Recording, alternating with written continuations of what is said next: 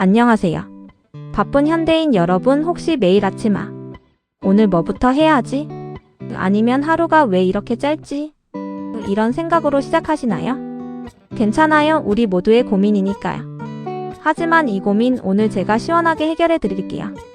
오늘은 정말 현실적이고 효과적인 시간 관리 방법을 알려드릴 건데요.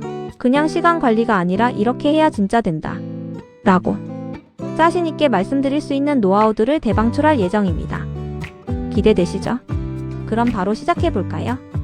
여러분, 시간은 정말이지 우리가 가진 가장 소중하고 유한한 자원이에요. 돈은 잃었다가 다시 벌 수 있지만 시간은 한번 흘러가면 다시는 돌아오지 않죠. 그래서 시간을 얼마나 잘 관리하느냐에 따라 우리의 생산성, 스트레스, 레벨, 심지어 삶의 만족도까지 엄청난 영향을 받아요.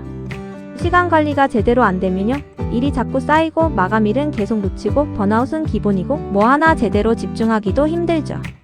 생각만 해도 아찔하죠. 그래서 우리는 시간을 우리 편으로 만들어야 합니다. 시간 관리는 단순한 기술이 아니라 삶의 균형을 찾아주고 스트레스를 줄여주는 아주 강력한 도구예요. 자, 그럼 이제 진짜 핵심 전략들을 알아볼 시간입니다. 첫 번째 핵심 전략은 바로 우선순위 설정입니다. 너무 당연한 얘기 아니냐고요? 에이, 잠깐만요. 그냥 우선순위가 아니에요. 제가 알려드릴 방법은 좀 다릅니다.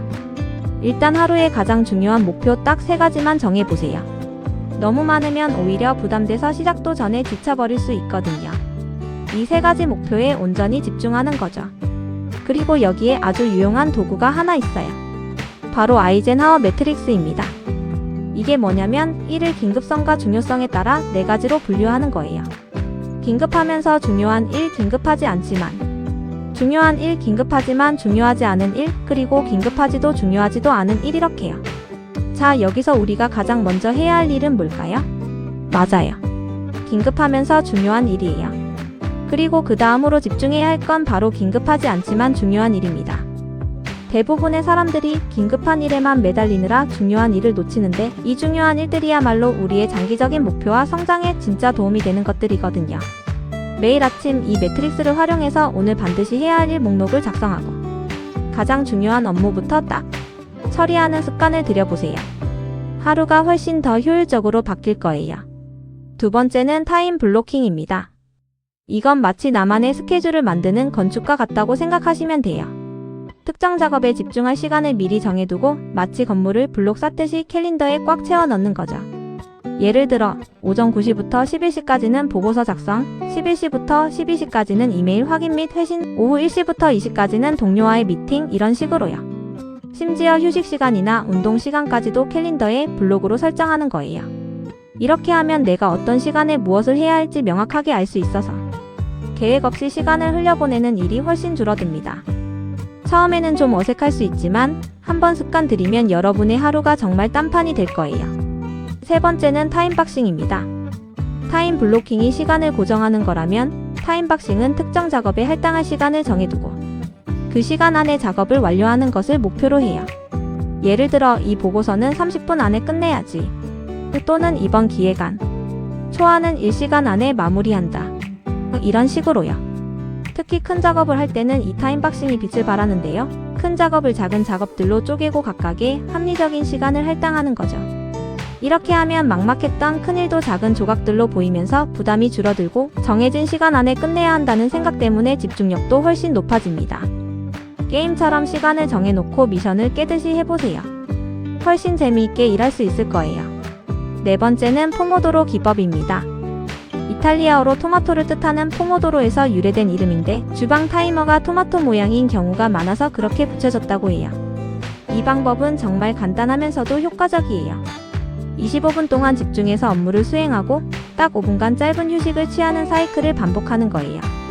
이렇게 4번의 사이클을 반복한 다음에는 15분에서 30분 정도 긴 휴식을 취합니다. 이 기법의 장점은요, 짧은 집중 시간 동안에는 오직 그 한 가지 일에만 몰입하게 만들고 짧은 휴식을 통해 뇌에 적절한 리프레시를 줘서 지치지 않고 오래 집중할 수 있게 해준다는 거예요. 중간에 자꾸 딴짓하는 분들, 휴대폰 만지작거리는 분들, 이 포모도로 기법 한번 꼭 시도해보세요. 거짓말처럼 집중력이 쑥쑥 올라가는 걸 경험하실 거예요. 다섯 번째는 업무 위임입니다. 이건 특히 리더의 위치에 있는 분들이나 여러 가지 일을 동시에 처리해야 하는 분들에게 아주 중요한데요. 모든 일을 다 내가 할 필요는 없어요. 내가 가장 잘하는 일에 집중하고 다른 사람이 더 잘할 수 있거나 나만큼 할 수 있는 일들은 과감하게 위임하는 연습을 해야 합니다.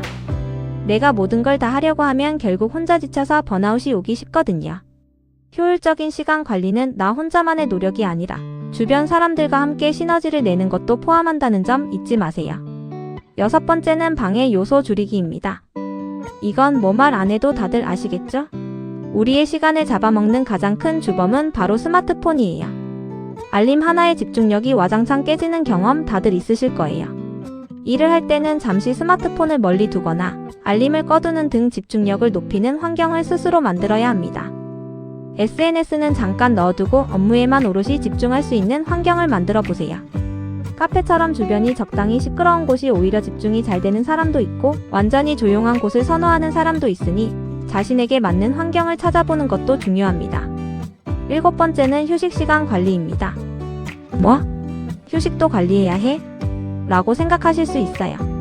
네, 맞아요. 효율적인 휴식은 효율적인 업무만큼이나 중요합니다. 많은 사람들이 쉬는 시간에 멍하니 스마트폰만 보거나 무의미하게 시간을 보내는 경우가 많아요.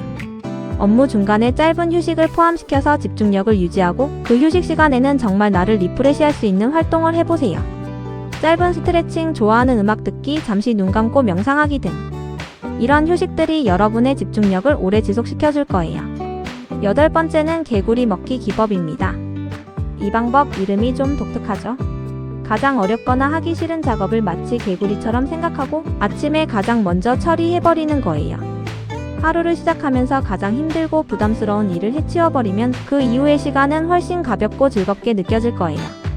미루다 보면 계속 마음 한구석이 불편하고 스트레스만 쌓이거든요. 아침에 개구리 한 마리 꿀꺽 삼켜버리고 상쾌하게 하루를 시작해보세요. 정말 큰 효과를 보실 겁니다. 9번째는 SMART 목표 설정입니다. 이건 사실 시간 관리뿐만 아니라 모든 목표 설정에 적용되는 아주 중요한 원칙이에요.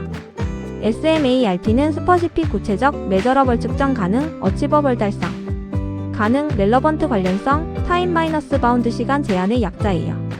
목표를 세울 때 이 5가지 요소를 모두 고려해서 세워야 합니다. 예를 들어 열심히 살자 가 아니라 이번 달 말까지 보고서 2개를 완성하고 매주 3회 헬스장에 가서 1시간씩 운동한다. 이렇게 구체적으로 세우는 거죠.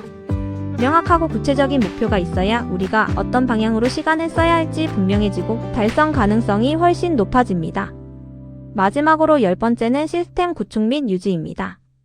위에서 말씀드린 여러 가지 방법들을 한두 번 시도하고 마는 것이 아니라 여러분의 일상 속에 자연스럽게 녹아들도록 하나의 시스템으로 만드는 것이 중요해요.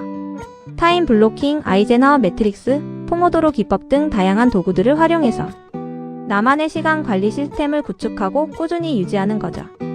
2분 규칙이라는 것도 있는데 어떤 일이든 2분 안에 끝낼 수 있다면 즉시 해라라는 거예요. 이메일 답장이나 간단한 서류 정리 같은 것들이죠.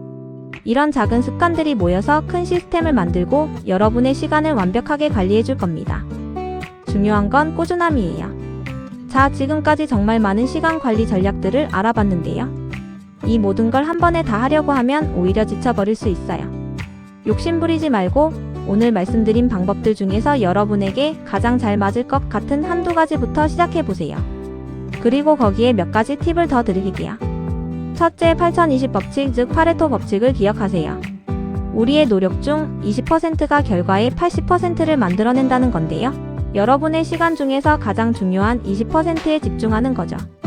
둘째, 시간 기록을 해보세요. 내가 하루의 시간을 어디에 어떻게 쓰고 있는지 솔직하게 기록하다 보면 나도 몰랐던 시간 낭비 요소를 정확히 파악하고 개선할 수 있어요. 셋째, 유사한 작업을 그룹화해서 처리하는 거예요. 예를 들어 메일 확인은 특정 시간에 몰아서 하고 전화 통화도 특정 시간에만 하는 식이죠. 이렇게 하면 집중력이 흐트러지지 않고 효율을 높일 수 있습니다. 넷째, 멀티태스킹은 피하세요. 많은 사람들이 여러 가지 일을 동시에 하는 게 효율적이라고 생각하지만 사실은 그렇지 않아요. 멀티태스킹은 오히려 집중력을 분산시키고 실수를 유발할 가능성이 높습니다. 한 번에 하나의 작업에 집중하고 그 일을 완벽하게 끝내는 것이 훨씬 생산적이에요. 마지막으로 정기적인 자기 점검을 통해서 여러분의 시간 관리 방법을 꾸준히 개선해야 합니다. 한 달에 한 번이든 분기에 한 번이든 내가 세운 계획대로 잘 진행되고 있는지, 어떤 점을 개선하면 좋을지 스스로 피드백을 주고 다음 계획에 반영하는 거죠. 그리고 이 모든 것을 도와줄 멋진 시간 관리 도구와 앱들도 많이 있습니다. 올인원 플랫폼인 라크나 업무 관리 앱 TODOIST, 시간 블로킹과 생산성, 플래너 기능을 갖춘 TICK 무료 시간, 추적 앱 CLOCKIFY, 집중 타이머 앱 포러스트, 한국인이 많이 쓰는 루틴 앱 PLANNERY, 그리고 올인원 생산성 앱의 끝판왕 노션까지. 여러분의 취향과 필요에 맞춰서 이런 도구들의 도움을 받아보는 것도 아주 좋은 방법이에요. 혼자서 다 하려고 하지 마시고 기술의 도움을 적극적으로 활용해보세요. 어때요? 오늘 제가 알려드린 이렇게 해야 진짜 되는 시간 관리 방법들 좀 도움이 되셨나요? 시간 관리는 한 번에 완벽해지는 것이 아니에요. 꾸준히 시도하고 자신에게 맞는 방법을 찾아가면서 점차 나아지는 겁니다.